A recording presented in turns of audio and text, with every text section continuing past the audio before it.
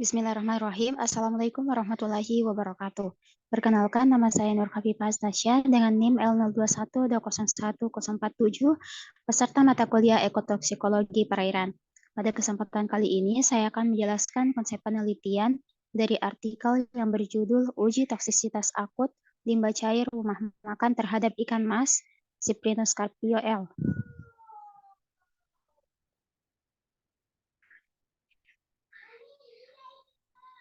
Sebelum masuk ke konsep penelitian, sebelumnya kita harus mengetahui latar belakang dilakukannya penelitian ini. Keadaan air sungai di Kota Pontianak saat ini semakin mengkhawatirkan. Banyak industri dan tempat usaha yang membuang limbahnya ke badan air. Salah satunya adalah rumah makan.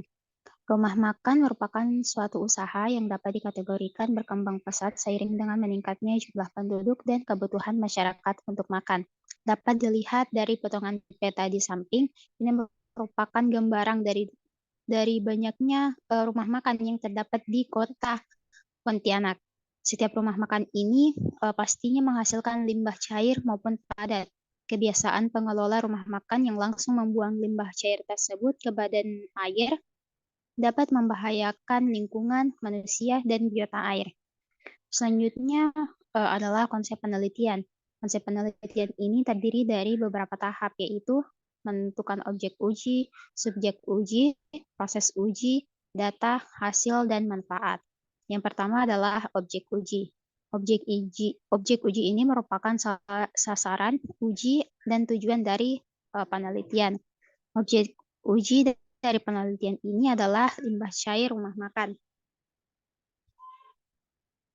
Limbah cair rumah makan ini berasal dari kegiatan operasional suatu rumah makan yang dimulai dari pemilahan dan pencucian bahan baku, pengelolaan makanan, dan pencucian peralatan makan. Berdasarkan keputusan Menteri Lingkungan Hidup Nomor 5 Tahun 2014, limbah rumah makan termasuk ke dalam limbah domestik yang terdiri dari parameter BOD, TSS, pH, minyak, dan lemak. Selanjutnya, setelah mengetahui objek uji dari penelitian, selanjutnya adalah menentukan subjek uji. Subjek uji ini merupakan makhluk hidup yang akan diberi perlakuan. Subjek uji nantinya akan dipaparkan dengan bahan uji tertentu yang melalui serangkaian proses uji dan kemudian di akhir akan diperoleh data, analisis, hasil, dan manfaat. Untuk menetapkan subjek uji ini, syarat yang harus dipenuhi adalah subjek ujinya harus berupa hewan dan tidak boleh menggunakan subjek manusia. Adapun subjek uji dari penelitian ini adalah ikan mas. Ikan mas merupakan salah satu organisme yang sangat peka terhadap perubahan lingkungan. Uji toksisitas dengan menggunakan ikan mas juga dijadikan sebagai salah satu aspek monitoring pencemaran dini kualitas air atau early warning system. Selanjutnya adalah sebelum mendapatkan data penelitian, tentunya harus melalui beberapa serangkaian proses uji. Proses uji ini merupakan suatu rangkaian atau proses dari penelitian atau tata cara pelaksanaan pengujian pada subjek uji. Di dalam penelitian ini, proses ujinya itu dimulai dari aklimasi hewan uji dan pengambilan sampel limbah rumah makan, kemudian dilanjutkan dengan uji pendahuluan. Uji pendahuluan ini bertujuan untuk mengetahui kematian yang terjadi dengan menggunakan rekomendasi variasi konsentrasi dari US EPA atau United States Environmental Protection Agency. Adapun uji pendahuluan pada penelitian ini dilakukan sebanyak 2 kali dan kemudian dilanjutkan dengan uji lanjut. Selanjutnya, setelah melalui serangkaian proses uji, kemudian akan didapatkan beberapa data. Data ini merupakan keluaran mentah atau murni dari suatu eksperimen dan belum memiliki informasi. Beberapa data yang didapatkan dari penelitian ini itu berupa perbandingan hasil analisis limbah cair rumah tangga dengan baku mutu, kemudian presentasi kematian ikan pada uji pendahuluan 1, kemudian presentasi kematian ikan pada uji pendahuluan 2. Selanjutnya persentase mortalitas ikan pada uji lanjut dan nilai rata-rata LC50 dari 2 percobaan ikan mas. Nah, setelah data yang telah didapatkan tadi kemudian diolah dan dianalisis sehingga dapat bernilai informatif. Dari data yang pertama yaitu perbandingan hasil analisis limbah cair rumah makan dapat didapatkan nilai BOD, TSS, dan minyak lemak melewati baku mutu yang ditetapkan oleh Keputusan Menteri Lingkungan Hidup Nomor 5 Tahun 2014. Pada penelitian ini, nilai BOD dan TSS-nya itu lebih besar dibandingkan dengan penelitian sebelumnya. Hal ini karena pada saat pengambilan limbah yang ditampung pada penelitian sebelumnya dibiarkan selama beberapa jam dalam kondisi terbuka atau aerob, sehingga menyebabkan nilai BOD yang terkandung terdegradasi oleh oksigen. Selanjutnya adalah data dari uji pendahuluan 1. Pada uji pendahuluan 1 ini, ikan dipaparkan dengan limbah rumah makan selama 24 jam. 24 jam. Adapun sampel yang digunakan itu berjumlah 10 ekor ikan.